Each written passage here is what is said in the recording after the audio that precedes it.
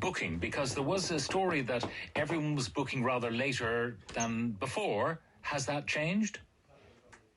It was a trend that preceded the pandemic, Pat. Bookings would normally have been, 6, 7, 8 weeks. In fact, the length of the holiday was going way back, would have been about 2 weeks. We ran into the pandemic with the booking, most people booking 3-4 weeks before. And then we had a couple of years where, after emerging from the pandemic, with all the uncertainty, where it was very difficult for airports, airlines, everyone to make decisions on what the numbers would be. It was down to less than 2 weeks in some cases, in a lot of cases. That meant that frequencies would be adjusted if bookings weren't coming in and under the previous systems that were programmed into the computers.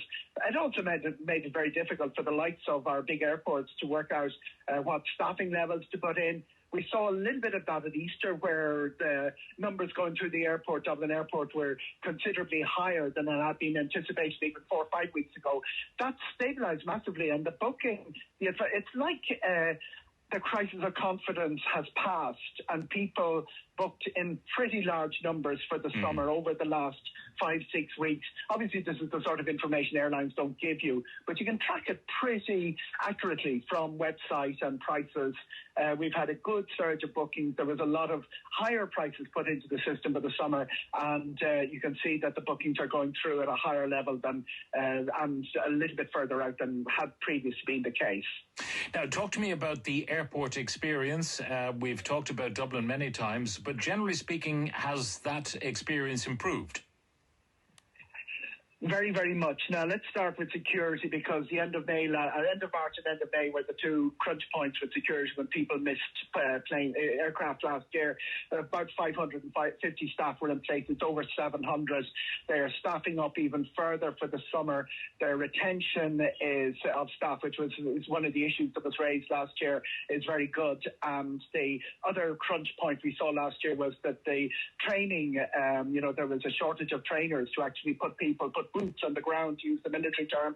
All of that has been overcome. Now, the other areas where they've been very heavily criticised, the baggage hall, not exactly sure that everything is rectified there. The way Dublin Airport baggage works, our two big airlines handle their own baggage. Two other companies are their subcontractors. Most of the other 60-odd airlines that use the airport subcontract to those. Baggage problems were caused. Toronto is a big offender, but Heathrow and Amsterdam are big offenders on this side of the Atlantic. So we're not absolutely certain all of them will be back up to speed. Heathrow certainly were making noises in January and February that it would be next year before things go back to normal. They do think things certainly seem to have improved. The two subcontractors are staffed up to the proper levels.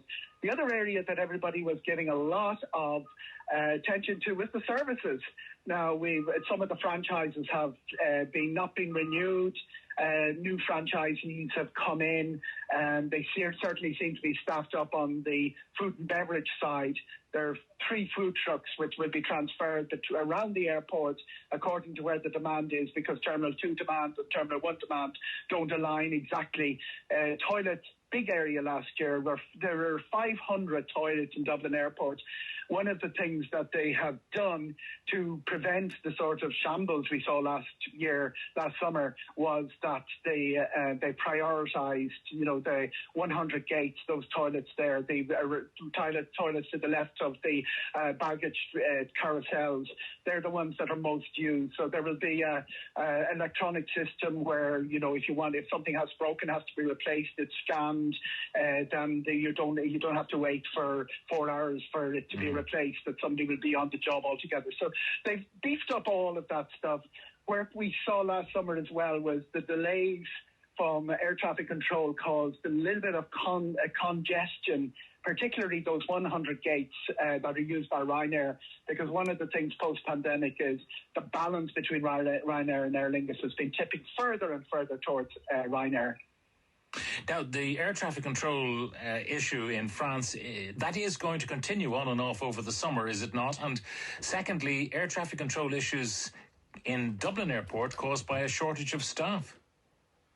Absolutely, Pat, you've hit the nail on the head there. We've the ongoing French air traffic control, which is nowhere near resolution. That is, even if the pension issue abates, which is the cause of the 13 strikes we've had since January, there are legacy issues with French air traffic control. French is a little bit more impactful than other countries. Unlike places like Italy and Greece, which allow overflights, the French don't allow overflights. So that means Dublin flights to places like Girona, Barcelona are impacted. Now, Ryanair are assembling some sort of petition, and you can go online, or if you're a regular customer of Ryanair, they'll send you an email asking you to sign up to this petition, which is asking that flights should be able to overfly strike-stricken France when it happens. Pretty much. And they've 700,000 signatures to that already. They're lobbying at European level. But, the Eurocontrol, the technology is there and the legislation's in place. But it has to be the agreement of the national government.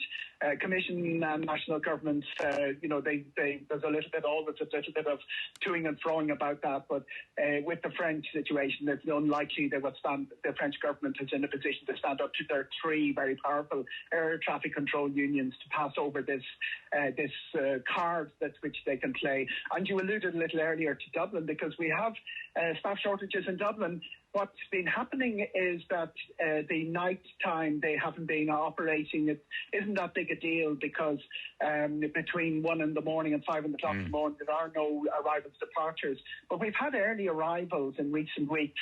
The EI-104 from New York and those very early aircraft holding in Shannon's area, because there isn't the staffing at Dublin Air Traffic Control to man them.